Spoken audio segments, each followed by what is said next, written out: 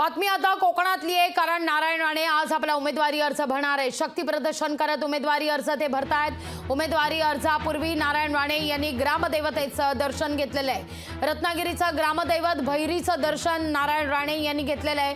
रत्नागिरी सिंधुदुर्ग लोकसभेकरता अर्ज देखील दाखल केला जातोय। तर कोकणात राणे विरुद्ध विनायक राऊत अशी लढत होतीये आणि त्यापूर्वी आपण जर पाहिलं तर रत्नागिरीचं ग्रामदैवत असलेल्या भैरीचं नारायण राणे यांनी दर्शन घेतलेलं आहे।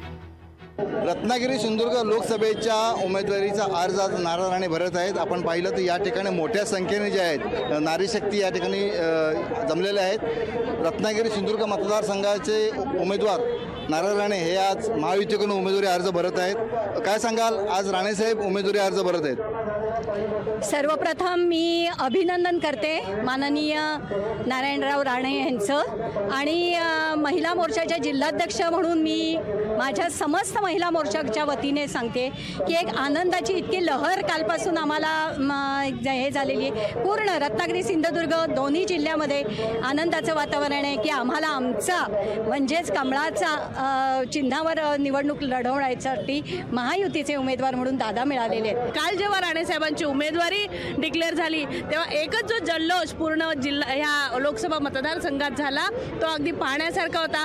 आजची जी आपली उमेदवारी भरण्याची आज दिवस आहे, आज भरणार आहेत। आज तुम्ही पाहू शकता की इथेच आपल्याला विजयी यात्रा आहे की काय असा अनुभव सगळ्यांना येईल। प्रत्येक कार्यकर्त्याच्या चेहऱ्यावर उत्साह आणि ओसंडून वाहत आहे आणि त्याच्यामुळे मला वाटतं की आम्ही सगळ्यांनी जो मनापासून प्रयत्न केलेला आणि मनापासून मागणी केली आहे पक्षाकडे ती आमच्या पक्ष नेतृत्वाने मान्य केली आहे आणि आज सिंधुदुर्ग रत्नागिरी जिल्ह्यामध्ये भाजपचे खासदार म्हणून जेव्हा राणे साहेब जातील तेव्हा एक मंत्री आम्ही केंद्रात कॅबिनेट मंत्री पाठवणार आहोत। त्याच्यामुळे आम्ही अगदी जास्तीत जास्त प्रयत्न करणार आहोत की किती मताधिक्य असेल। या ठिकाणी राणे साहेबांचाच गुलाल उधळला जाईल अशी आशा या ठिकाणी व्यक्त होते। लोकशाही मराठीसाठी राहुल वर्दे, रत्नागिरी।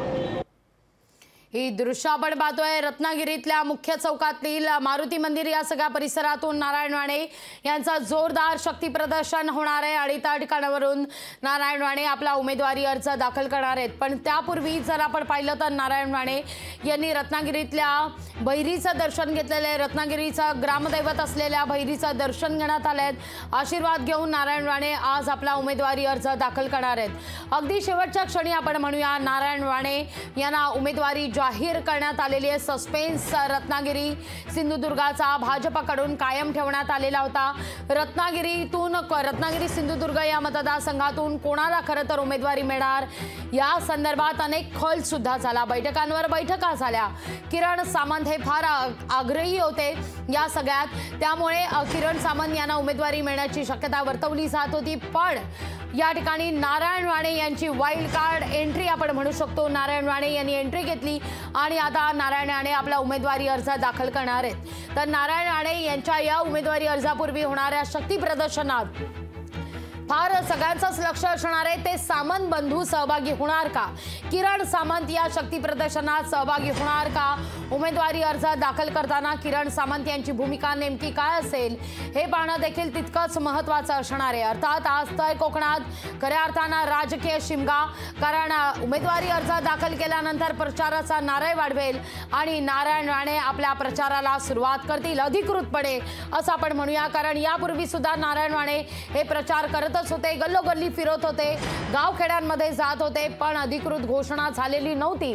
आज मात्र काल अधिकृत घोषणा झाल्यानंतर राणे आज आपला उमेदवारी अर्ज दाखल करतायत। मतदानाचा पहिला टप्पा आहे आज आणि आजच्या पहिल्या दिवशी या ठिकाणी नारायण राणे आपला उमेदवारी अर्ज दाखल करतायत। साधारणतः बहुतांश लाखांच्या घरात आपण निवडून येऊ, लीड घेऊ असा विश्वास राणे कुटुंबियांकडून व्यक्त करण्यात येतोय। या सगळ्या घडामोडींवर लोकशाही मराठीची देखील नजर असणार आहे। तुर्तास ही ड्रोन टिपलेली काही खास दृश्य लोकशाही मराठीच्या प्रेक्षकांकरता आपण पाहतोय।